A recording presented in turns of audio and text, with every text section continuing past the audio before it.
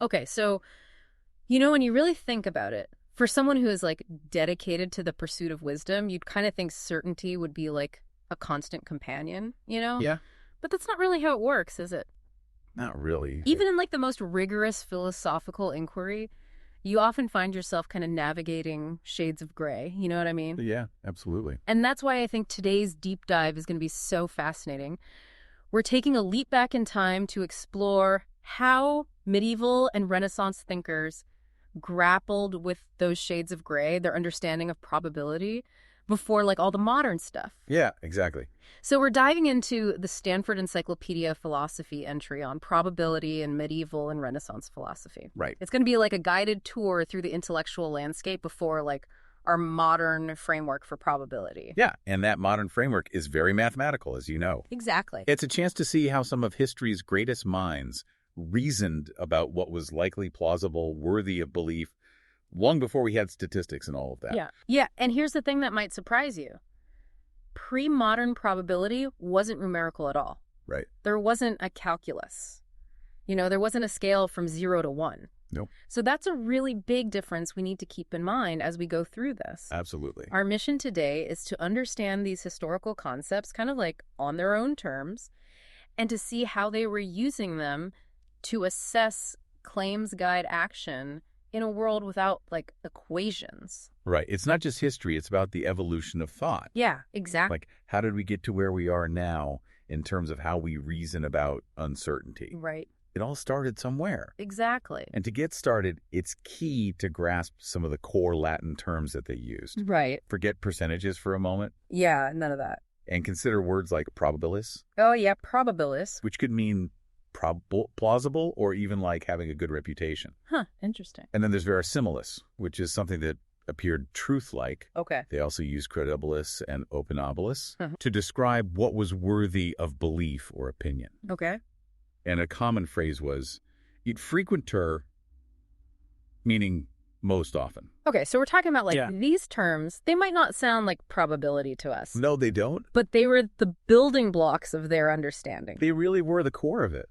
And it's interesting because this wasn't just like abstract theory. No, not at all. This wasn't just like terms being tossed around in an ivory tower or whatever. Right. These concepts were really woven into the fabric of their lives. Absolutely how they approached philosophy, law, and ethics, daily decisions. Yeah, so for a philosopher, Yeah. I think understanding this, you know, this history, it gives us a really crucial context for like the broader development of Western thought. Right. Because it shows us the tools thinkers had available and the tools that they didn't have Exactly. as they tried to make sense of the world. Absolutely. And to really understand this, we need to look at the intellectual heritage that they were drawing upon. Yeah, where did these ideas come from?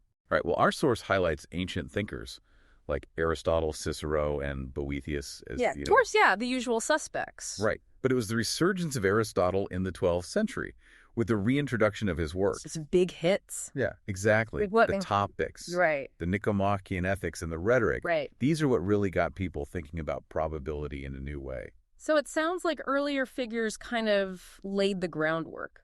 Yeah, you could say that. But Aristotle really provided a more systematic way of thinking about claims that weren't based on absolute certainty. Exactly. And within this Aristotelian framework, the term probabilis really took center stage. Okay. Our source calls it the most important probability-related term of the Middle Ages. Okay, so probabilist, we should probably just define it right here. Yes, absolutely. When we say probabilist, what do we mean? Well, we're mainly talking about its application to propositions, opinions, and statements. Okay. But it was broader than that. Broader out. You could even have talk of more probable philosophers Yeah. or signs that were signum probabile. Oh, interesting. So it wasn't just about the truth of the statement. It was about like the trustworthiness or reliability of a person or a sign. Okay, so at its heart, a probable proposition. Yeah. What would that be? It was one where certain indicators suggested its truth, Okay. justifying you agreeing with it or accepting it as a basis for action. So you're saying it's not like proof in the modern sense? No, not at all. More like a constellation of reasons Right. that made a claim worthy of acceptance, Interesting. even without like definitive proof. So you're saying it's kind of like a spectrum Yeah, you could see it that way. of like believability. Right. And this leads us to the medieval concept of opinio or opinion. Right. And this term had a few different layers of meaning, right? It did. At its most basic, it just meant like any belief you held. Right, just an opinion. But in the context of probable opinion, it kind of took on a more specific meaning. It did. What was that? It often carried the sense of assenting to something Okay. while still acknowledging the possibility of error. So you're saying like You believe it, okay. but you're open to the idea that you might be wrong. Yeah, like a good scientist. Exactly. Or a good philosopher. Exactly. And there was even a more specific definition tied to contingent propositions. Okay, what was that? It was believing something to be true while recognizing that the opposite could also be true. Oh, so like It's possible that it's true, uh-huh. and it's possible that it's false. And you're not sure which one it is. Right. So as a philosopher, I think what's really important here is this second meaning. Right. The one about assent with the lingering doubt. Yes. That became really central to discussions of opinio probabilis. Okay, so opinio probabilis. Yeah. It's basically a probable opinion, Right. but it's not just any opinion. Yeah. It's an opinion where you're acknowledging that you might be wrong. Exactly. And this recognition of potential fallibility is a key distinction from the absolute certainty associated with knowledge and faith. Okay, so how do they view knowledge and faith? They viewed them as involving absolute certainty. Okay, so they would say, something. Yeah. Or you have faith in something. Right. And there's no doubt. No doubt at all. But with probable opinion, there's always that lingering doubt. There is. That possibility of error. Exactly. So it seems like in the medieval epistemic landscape, you have these three categories. Yeah, you could say that. Knowledge, faith, and probable opinion. Right. And they all involved assent. Okay. But the degree of subjective certainty differed. So with knowledge and faith, you have complete certainty. Right. With probable opinion, you have some degree of certainty. Yeah, but not complete certainty. But it's still considered a valid basis for belief and action. It is. Which is interesting. It is, because it shows that they recognized that in many areas of life, we don't have access to absolute certainty. Right. We have to make decisions based on what seems most likely to be true. Exactly. And that's where probable opinion comes in. Yeah. So opinio probabilis became the standard in areas where absolute certainty was unattainable. Right. Like what kind of areas? Well, think about philosophical debates, where definitive proof is often elusive. Right. We're still debating the same stuff. We are. That they were debating back then. Exactly. Or legal arguments that rely on the balance of evidence. Or even the practical advice given by counselors and lawyers. Right. They have to navigate uncertain situations all the time. Yeah. They can't wait for absolute certainty. They can't. They have to give advice based on what seems most probable. Exactly. So probable opinion really held sway in these domains. It did. And speaking of domains in the realm of moral decision-making, we encounter a really interesting concept. We do. What's that? It's called probable certainty, or certitudo probabilis. Certitudo probabilis. Okay, so it sounds like we're talking about some kind of certainty. Yes, but it's not the kind of certainty that we might think of today. It's not about achieving absolute knockdown epistemological certainty. Okay. It's more about a subjective conviction. Okay. That one has diligently fulfilled their epistemic duties to avoid sin. Okay. By basing their actions on well-reasoned probable grounds. So you're saying it's like you've done your due diligence. Exactly. You've looked at the evidence, you've consulted the experts, and you've come to a conclusion that you're pretty sure is right. Right. But you're still open to the possibility that you might be wrong. Right. And give the inherent uncertainties in moral contexts. Yeah. This probable certainty was deemed sufficient for blameless action. Okay, so it's like a moral get-out-of-jail-free card. Kinda, yeah. Like you've done your best. You've followed the rules. Right. And even if you're wrong, you're not blameworthy. Not blameworthy. Because you acted on what seemed most probable at the time. Exactly. Yeah. And later on, this idea evolved into moral certainty. Moral certainty. Yeah, maybe to avoid confusion with stricter notions of epistemic certainty. Right, so they're recognizing that. Like, there's a difference between being certain about something in the moral realm and being certain about something in, like, the scientific realm. Exactly. Because in the moral realm, there are all these factors that you can't control. Yeah. Like people's intentions Right. and the consequences of your actions. Exactly. Which you can't always predict. You can't. So even if you do your best, you might still end up doing the wrong thing. You might. But that doesn't mean you're a bad person. No. It just means that you are acting on the best information you had at the time. Exactly. Which is really interesting. It's like a very nuanced view of morality. It is. It recognizes the limits of human knowledge. It does. And the complexity of moral decision-making. Right. I mean, it's fascinating how these concepts permeated different facets of medieval life. Yeah, they really did. Like even in jurisprudence, probabilist shows up with probable presumptions. Right. Or presumptionosis, Ellis. Exactly. And these weren't conclusive proof. No, they weren't. But they held some legal weight. They did. And they could be combined with other such presumptions to build a stronger case. Right. Unlike careless presumptions, which carried no weight. No weight at all. So it's like you could have a probable presumption that someone was guilty. Right. But it wouldn't be enough to convict them. No. But if you had multiple probable presumptions, then it might be enough to convict them. It might be. Interesting. It is. And we can't forget about the connection to economic activity. Of course not. They had specific terms for risk. They did? Like risicum and periculum sortis. Exactly. And the concepts of doubt and probability, particularly as they were discussed in moral theology. These had implications for the legitimacy of taking on economic risks. They did. But it's worth noting that the medieval period, especially in its later phases, wasn't inherently opposed to economic risk-taking? No, not at all. It was more about making sure that the risks were justified. Okay. And that they were taken with a proper understanding of the potential consequences. Okay, so let's shift our focus a little bit. Okay. To verisimilis, the truth-like. Right.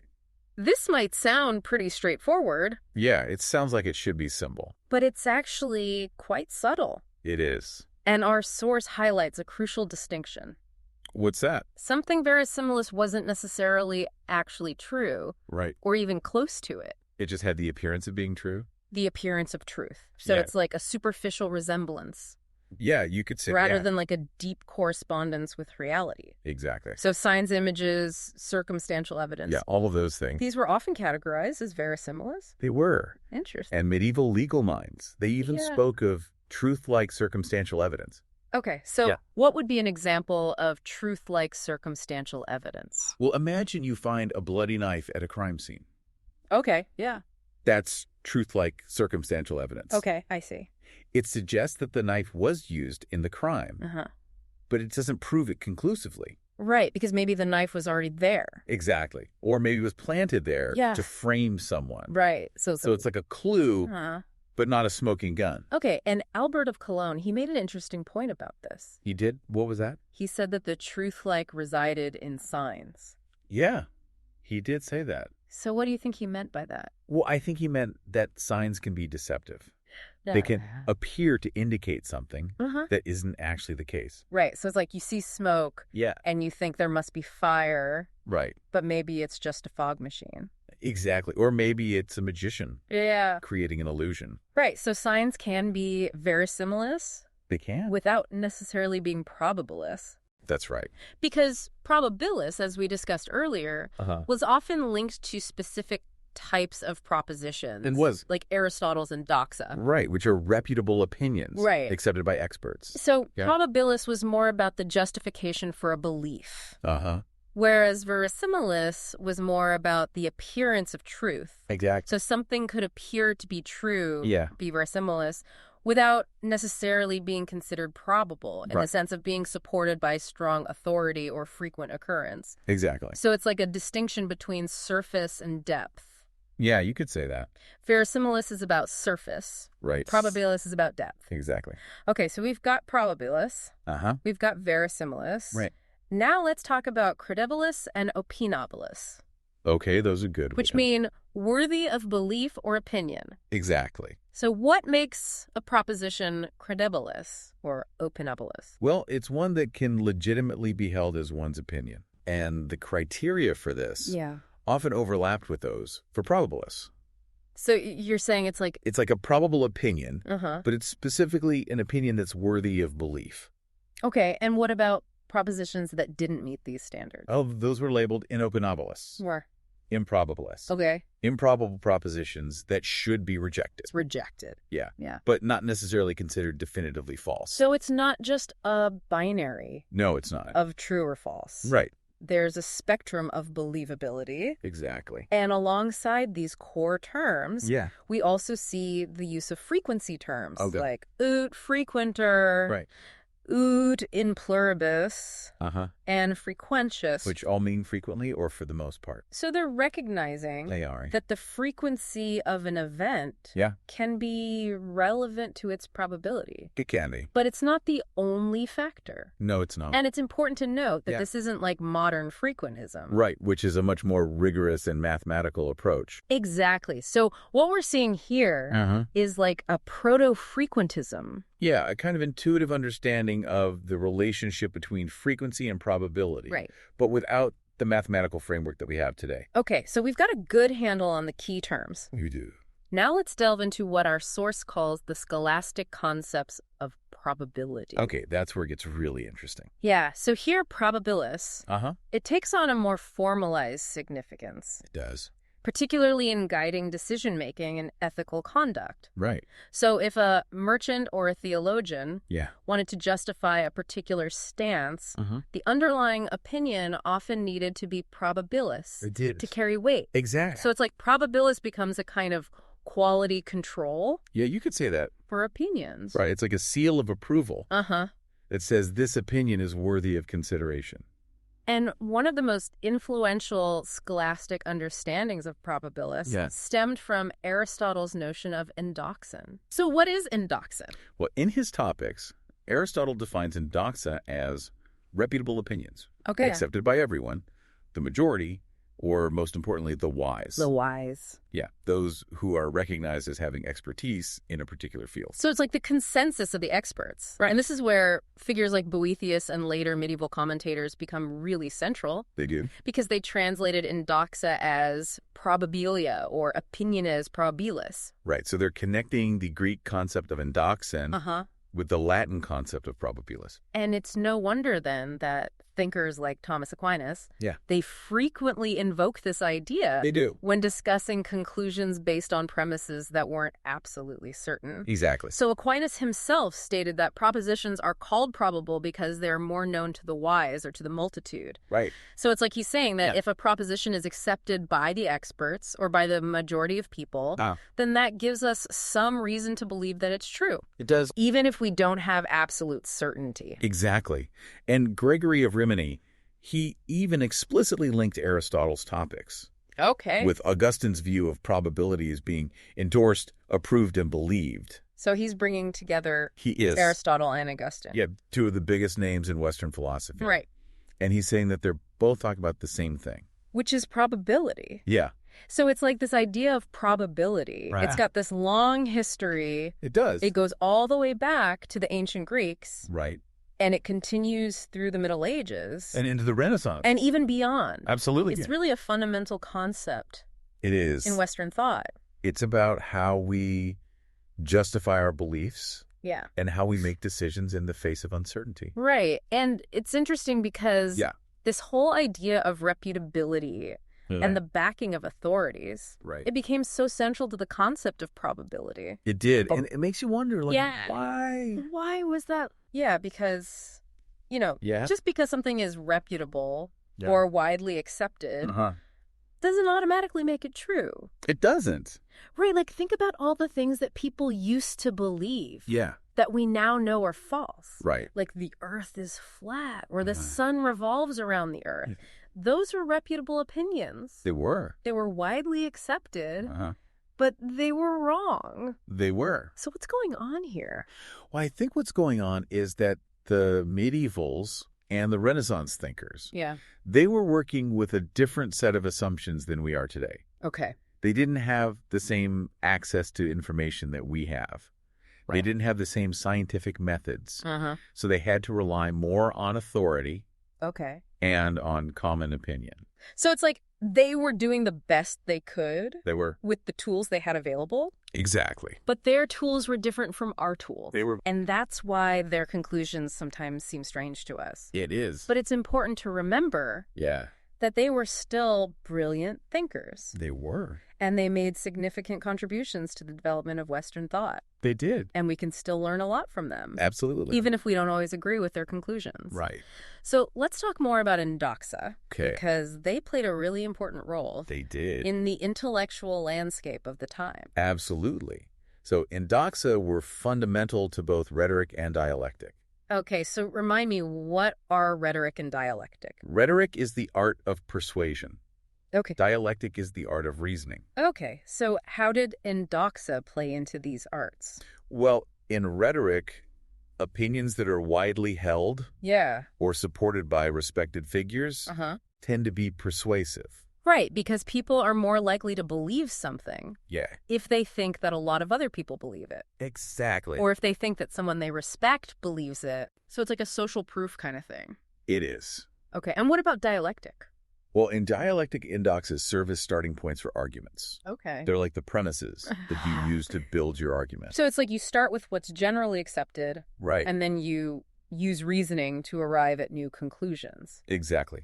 And indoxa can also be used as intermediate steps in reasoning. Okay. Or as reasonable conclusions in themselves. Interesting. And for Aristotle and consequently for the scholastics, indoxa were also seen as plausible starting points for scientific inquiry. Okay. And as a way to test the validity of results. So you're saying, like, if your scientific findings go against what's generally accepted, then you should probably double-check your work. Right, because you might have made a mistake. Yeah, because the Indoxa, they're not infallible. No, they're not. But they're still a good place to start. They are. And when it came to the scholastic use of opinio probabilis, it leaned heavily on these dialectical and methodological roles of Indoxa. It did. So it was more about using indoxa as tools for reasoning and inquiry. Right. Rather than just as tools for persuasion. Okay, so when a scholastic labeled a philosophical or theological claim as probable, what were they saying? They were highlighting an epistemic status that warranted serious consideration. Okay.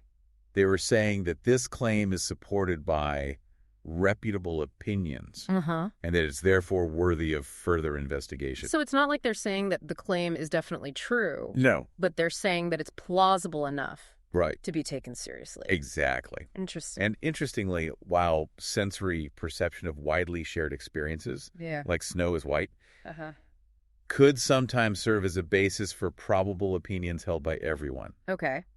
Generally, the opinions of the uneducated didn't qualify as indoxa.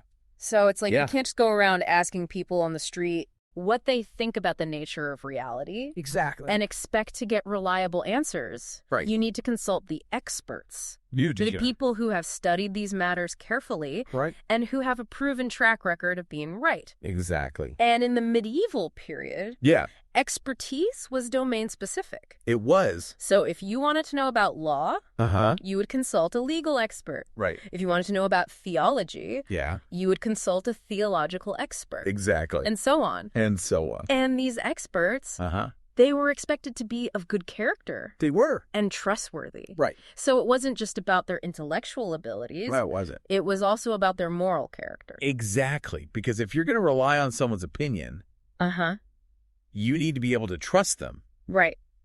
You need to know that they're not going to mislead you. Exactly. So this emphasis on experts, it naturally brings up the role of authority. It does. And our source highlights this as a much debated aspect of medieval probability. Right. So even if the term auctoritas doesn't appear in every definition of the probable, it seems pretty clear that these definitions are deeply intertwined with the concept of authority. They are. As a foundation for probability. Exactly. And this authority was primarily intellectual or epistemic. It was rooted in recognized expertise. Exactly. But the distinction between epistemic authority and hierarchical authority, it was often blurred in practice. It was. So, for example, students were generally expected to accept the opinions of their professors. Right. And given the varying levels of education among parish priests, the uneducated often relied on the opinions of their local religious authorities. They did. So it's like the medieval world was very hierarchical. Right. And authority played a big role in all aspects of life. Including the realm of probability.